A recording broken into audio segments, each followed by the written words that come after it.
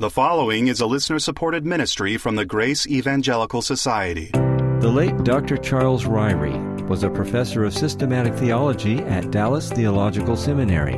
One of the classes he taught was Soteriology. We have a question today about whether or not he was clear and consistent on the free grace message.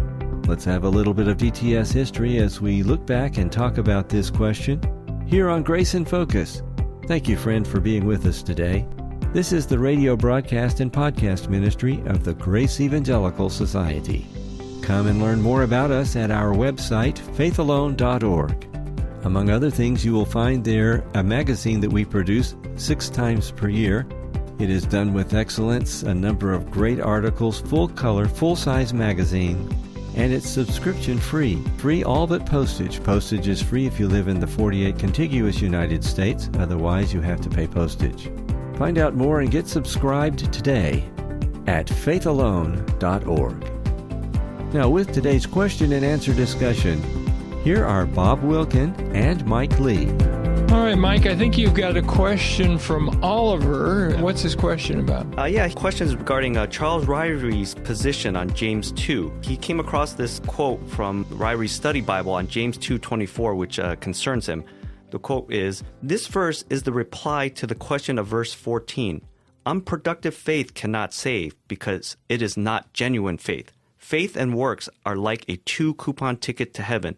The coupon of works is not good for passage, and the coupon of faith is not valid if detached from works." And that's a quote from the Ryrie Study Bible? Yeah, I guess Oliver's concern is, well, given this quote, Ryrie's position on James 2, how can we, consider him free grace and in agreement with GS or, with right. free grace teaching in particular? Good question, Oliver, and this hits close to home because Dr. Ryrie was one of my professors at Dallas Seminary. In fact, he was my professor for the course on doctrine of salvation, soteriology. And I remember him giving the faith is not good if detached illustration, and I cringed. The funny thing about Dr. Ryrie is on this issue, the issue of soteriology or the doctrine of salvation, he was a mass of inconsistencies. On the one hand, he would say, we're saved by grace, through faith, apart from works, apart from repentance, apart from submission, apart from surrender. It's none of those things. He had a chapter in one of his books, I think it may have been Balancing the Christian Life, where he talked about Lordship salvation. And he pointed out that Lordship salvation was an error. And I think he even cited the people in Ephesus who burned their magic books a year and a half after they had come to faith. And he said, look, they didn't have to turn from their sins to be saved. They just had to believe. That's all anybody has to do. So on the one hand, Dr. Ryrie was a champion of the free grace position, and he stood against Lordship salvation. And Dr. Ryrie, believe it or not, also ordained me. And he came to my church. I called him and asked him if he would do it. And I had a council where they asked me questions, and he was one of the questioners. And then when I passed the exam, then he came back and preached my ordination sermon. Yeah. I also know that I think Zane helped Dr. Ryrie on the Ryrie Study Bible. Did he? Yeah. One day I was at Luis Rodriguez's house, and there was a page from the 1611 King James Bible on his wall. Wow. And he said he had gotten that from Zane, and Zane had received that as a gift from Dr. Ryrie for his contributions to the Ryrie Study Bible. I mean, it's obvious Zane didn't help out on the James 2 passage, but It must have been elsewhere in the Ryrie Study Bible. Well, that's a big gift because a leaf from the Gutenberg Bible was worth, I don't know, like $5,000, $10,000 for one page. Ryrie had a collection of old ancient Bibles that were quite valuable. Right. He loved books, and he loved the Bible. And I think very highly of Dr. Ryrie. He was a friend of mine. He was one of my faculty members. I think he was one of the clearer faculty members. But basically, one of the things we need to recognize is Dallas Seminary, at the time I was there, between 78 and 85, basically had a lot of old-line professors like Dr. Walvard, like Dr. J. Dwight Pentecost, like Dr. Ryrie, who would say it's by grace, through faith, apart from works, apart from repentance, apart from commitment. But if you're truly saved, you will persevere, at least to some degree, in faith and good works. Now, in Dr. Ryrie's case, I think he actually held the view that a believer could die out of fellowship with God. They could die as a carnal believer. I'm not sure if he held the view they could die in apostasy. I don't recall his view on that. I thought he did believe that a believer could die in apostasy, because I remember Zane answering a question. Okay. And that he said Zane had a conversation with Dr. Ryrie, and he did say absolutely a person can apostate and still go to heaven because they believed at one point in their life. Most of these old line Dallas were 4-point Calvinists. Yeah. They didn't buy limited atonement, the third point of Tulip, but they did buy the other points. But in the fifth point, on the perseverance of the saints, Dr. Ryrie was extremely wishy-washy. I think his view was there would be some good works somewhere, sometime, but it was not a guarantee of perseverance in those good works. Mm-hmm. So when he said you got this 2-coupon ticket, you had to have some works. You didn't have perseverance in good works. You had to have some works. Well, to me, that's kind of an odd position anyway, because in my view, there's not a single unbeliever who dies without good works. Unbelievers have been created in the image of God, and even though it's marred by the fall, even unbelievers do some good things.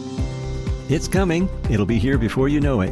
What am I talking about? The Grace Evangelical Society's National Conference 2025, May 19th through 22nd at Camp Copus, an absolutely beautiful campground in North Texas, right on the lake with lots of recreation, great food, a great place to stay, wonderful fellowship, and wonderful free grace Bible teaching. Information and online registration now at faithalone.org/events. First-timers waive registration fees. faithalone.org/events. I would argue that all believers do some good works unless they die at the point of faith, but that doesn't prove they're born again, and it also doesn't prove they're persevering in good works. They could fall away and die, and it doesn't even prove they're in fellowship with God, because a believer out of fellowship with God is going to do some good works. So I think the whole point of Oliver's question is an outstanding one, and I would say that Dr. Ryrie was inconsistent, as many people are. Yeah, but I think Dr. Ryrie would tell a believer to say, look at your works to derive assurance, right? He would never do that. I'm not sure where he stood on the issue of, did an unbeliever need to believe that by faith in Jesus they had everlasting life that can never be lost? In other words, I'm not sure if he was what we would call a focused free grace person or a flexible free grace person. Dr. Ryrie is famous for his statement that if everlasting life could be lost, it's got the wrong name. Right. I quote him on that all the time. Yeah. So did Zane Hodges. He would quote him on that. Yeah. The question I have is, was Dr. Ryrie saying that as something that a believer needed to grasp, or was he saying that's something an unbeliever needed to grasp? I'm not sure. I don't ever remember talking to Dr. Ryrie about it. But I do know that, like I say, he and Zane were good friends. He stood up for Zane when many people were criticizing Zane. So I tend to think he was probably an inconsistent, focused free grace person, but I don't know for sure. But I think what Oliver's bringing up illustrates the fact that even a person who's wonderfully clear on most aspects of theology and even most aspects of soteriology can still have some blind spots. Yeah, and I think even with James 2, I think we've seen a shift from when I first read Dr. Ryrie's work on So Great a Salvation. I'd say his view of James 2 was the prevailing view among those who profess free grace. Right. And it wasn't until I saw, there was I think in the footnotes, some discussion about James 2 and Zane's Absolutely Free book. I was like, oh, this alternative view, it actually fits the context, it fits the book, fits the uses, the way saved is used throughout the Epistle of James. This really makes a lot of sense. But at that point, I would kind of had maybe a view similar to Ryrie's. Yeah, a believer will produce some good work sometimes, somewhere, but you should never put your assurance in those works, and you need to believe in Jesus for everlasting life.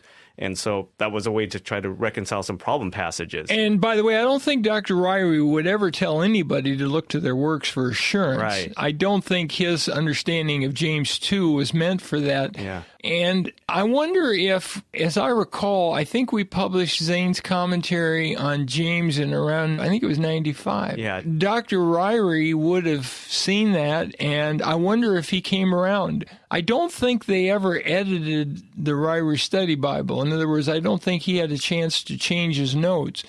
So it's quite possible that when Dr. Ryrie was made aware of Hodge's view on James 2, that he came around on that. Yeah, the Ryrie Study Bible is a snapshot of his views at the time that he wrote. We don't know what happened later after that. Yeah, I mean, I was at Dallas Seminary when the New Testament version of the Ryrie Study Bible, they gave us, every student at the time got a free copy of the Ryrie Study Bible, New Testament. And if I remember right, that was around 1978 or 9, somewhere in there in chapel, they gave us all one. And then I think the whole Bible came out like a year later after that. And I have, by the way, a Ryrie Study Bible, the whole Bible. And I appreciate his notes. They're good for the most part. Just his one on James 2:14 is not one of the good ones. Right. Yeah, and even with his view on James 2, I'm certain Dr. Ryrie was not believing in his works as his basis of why he has everlasting life or be destined for God's kingdom forever. Right. So the fact that Dr. Ryrie made a major mistake on his interpretation of James 2 doesn't mean that he wasn't clear on the free gift of everlasting life, which was by grace, through faith, apart from works, apart from repentance, apart from anything but believing in Jesus for our salvation. I believe he was clear on that, and we should rejoice in that, but reject something he would say that was inconsistent. And in my view, when I heard him in class, I thought, well, this is just a blind spot for him, but it's inconsistent with everything else he taught. Yeah, and he would never evangelize with James 2. And wasn't he the one that said, like, oh, if you have 1 minute, I want you to write down what you're going to share? At the beginning of class, when I took my soteriology class, he had us write down 25 words or less how you would evangelize. And if you said anything about turning from sins, commitment of life, surrender, you mark it wrong. It was only believing in Jesus for everlasting life or for your salvation. That was okay. But anything else, nope. And he wanted people to quote John 3:16. So, Dr. Ryrie, I believe, was a champion of the free grace position at a time when not everybody was at all clear on this issue. Lordship salvation was gaining a lot of momentum in the 70s. Very good. And let's all keep grace in focus. Be our guest and subscribe to our 48-page magazine, 6 issues per year, also called Grace in Focus. It's free by emailing your name and snail mail address to ges@faithalone.org. That's faithalone.org. Maybe you've got a question or comment or feedback. If so, please send us a message. Here's our email address. It's radio@faithalone.org. That's radio@faithalone.org. And when you do, please make sure your question is as succinct and clear as possible. That would be a great big help. On our next episode, can a believer walk in darkness and remain a believer? Please join us for that. And until then, let's keep grace in focus.